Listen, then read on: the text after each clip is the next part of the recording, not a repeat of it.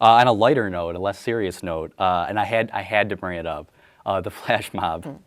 I'm sure you talked about it 1,000,001 times, but if my sources are accurate, they say that you actually organized it. It was your idea. It was my idea. Now I didn't organize that because we had great people who took care of organizing. Okay, so you came up with the idea for the flash mob. Yeah, at an event last spring, someone said to me something like, "Are you thinking of anything fun for your inauguration?" And I said, "Well, I'm sure that we'll do the usual official, ceremonious things, but wouldn't it be fun to have something that would get people involved like a flash mob?" And the person I said this to said, "We should." And before the end of that event, she had come back to me and said, "So-and-so's in, so-and-so's in, so-and-so's in." So it was then going to happen. I got ripped into it, right? But I picked the song. You know, they wanted me to choose a song, and it was great that Sam Kenny did the choreography. She had taped herself doing the steps to teach everyone the steps, a kind of instructional video that she put in a closed YouTube site. Right. I had actually spoken to her about that at the inaugural, the international dinner. Yeah. And so I got it. So right. I was practicing at home, following the YouTube site right. and learning the steps. And then Paul Makovic came over here to teach me the steps in the part that we did, the duet that we did. Yeah, was that choreographed? Yes, Paul choreographed that part. And it was funny because if you'd walked by this sidewalk, at some points you would have seen us in here dancing to practice. But it had an impact that I didn't expect, frankly. Definitely. That was my follow-up question. I mean, I don't know if you've seen it recently, but it currently has over 21,000 views on YouTube. And a number of alumni have come out and said they've stated pride in the university because of that one video, saying, "I'm so glad to see that's my alma mater," you know. That really touched me when I saw people sharing right. it and posting exactly. it to their Facebook sites and saying, "That's my school." It was. Did you have any idea that impact was going to, no. when you came up with the idea for? No, we really, as I said, I just thought it would be something fun. And a presidential inauguration is something you think students kind of know about it. They know there's a change, but the actual investiture itself is a very formal ceremony, right. and I don't know that people have a lot of interest in that.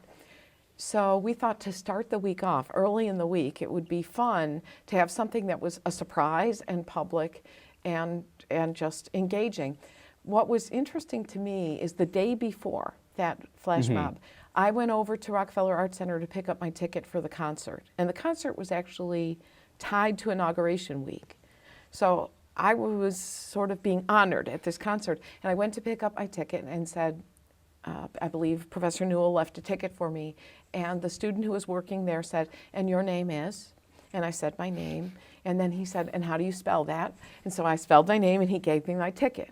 That was the day before. Wow. The day after the flash mob, when I walked across campus, students were, "Hey, Dr. Horvath!" So it did help that people saw my face, they knew who I was. That's and interesting. It made Takes a me flash seem mob to approachable. Right. So the end of the semester is drawing upon us pretty quickly, and at the end of it, you'll have completed your first official semester as SUNY Fredonia president. Between now and then, do you have any immediate goals that you'd like to see completed or accomplished? Two big ones are replacements of people on the cabinet.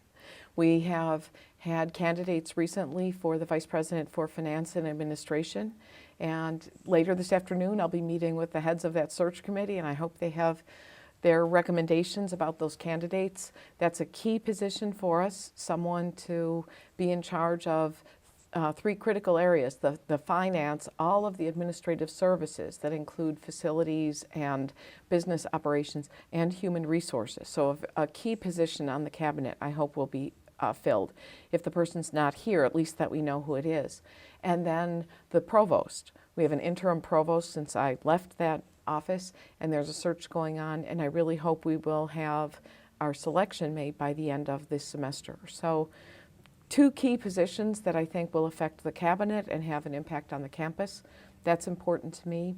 And then all of the different teams that we've set up. Everybody's sitting down now. People are appointed on committees, and we're going forward with the baccalaureate goals and general education revision, the mission review, mission statement review. There's a lot going on, and I'm eager to hear the progress on those and then what our next steps are. And lastly, and this is kind of tied into the previous question, but 15 to 20 years from now, praying that there's Social Security left and that you're getting ready to retire, what would you like the people of this university and the surrounding community to say about your presidency when it's all said and done? I would like people to say that I made a positive difference in affecting the quality of learning on our campus, supporting research, supporting scholarship in an era of change. Everything has changed about what we expect students to be prepared to do, and I think it's exciting to be part of the questions that we're asking now about what do students need to know and how are they going to succeed. And I also hope that people will say that there was some transformation here, that people were all moving in a certain direction because of the leadership of the cabinet in general, that we have good people in place who led all of their areas. And I'd like to be the leader of that team. Well, the student body is certainly, we're certainly excited to see that change, be a part of that change as well. President Horvath, thank you so much for joining us today. It was a pleasure. It really was a pleasure. On behalf of everyone, the leader, I would just like to say good luck, not just for the rest of the semester, but in the future, I'm sure it will be a very meaningful and successful presidency. So SUNY Fredonia, your newly inaugurated and now official President Virginia Schaefer Horvath. Thank you so much. Thank you, and good luck to you and the leader. Thank you.